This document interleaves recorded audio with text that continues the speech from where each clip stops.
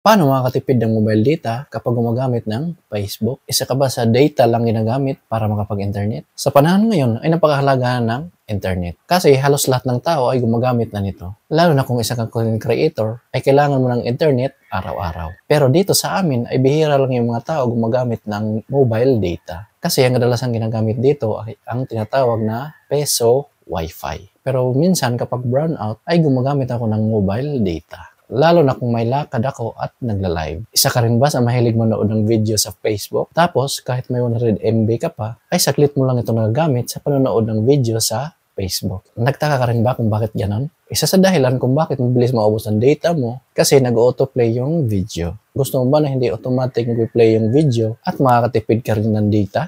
Kung gusto mong malaman, panoorin mo ang video na to. Pero bago ang lahat, kung nagustuhan mo ganitong video, ay huwag mo kong kalimutang i-follow para updated ka sa mga bago kong video. Una, punta tayo ng Facebook apps. Ayan, kung nasa Facebook na tayo, dito sa may upper right side, yung may tatlong linya, pinutin lang to.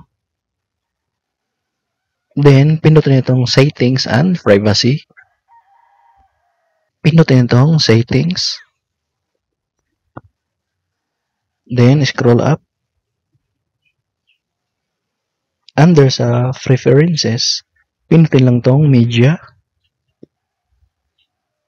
Ayan, so kung mapapansin nyo dito ay optimize. So, naka-check yung optimize. Adjust videos to network conditions. So, ang gagawin nyo dito ay pipiliin tong data saver. Use up to 40% less data by reducing video quality. So, ibig sabihin, marireduce yung quality ng video. Kaso, ang disadvantage kapag naka-reduce yung video quality ay medyo malabo ang video. Pero kahit naman naka-reduce ang video quality ay hindi naman masyadong malabo. Nakikita pa rin naman. Pero kung Wi-Fi gamit nyo, ay pwede na siya ibalik sa optimize. Pagkatapos, kapag naka-data na kayo, ay pwede na ibalik sa data saver. Isa tong paraan para makatipid sa data. Lalo na kung maliit lang yung MB or konti lang yung MB natin sa mobile data. So, gagawin nyo lang ay i-check tong box.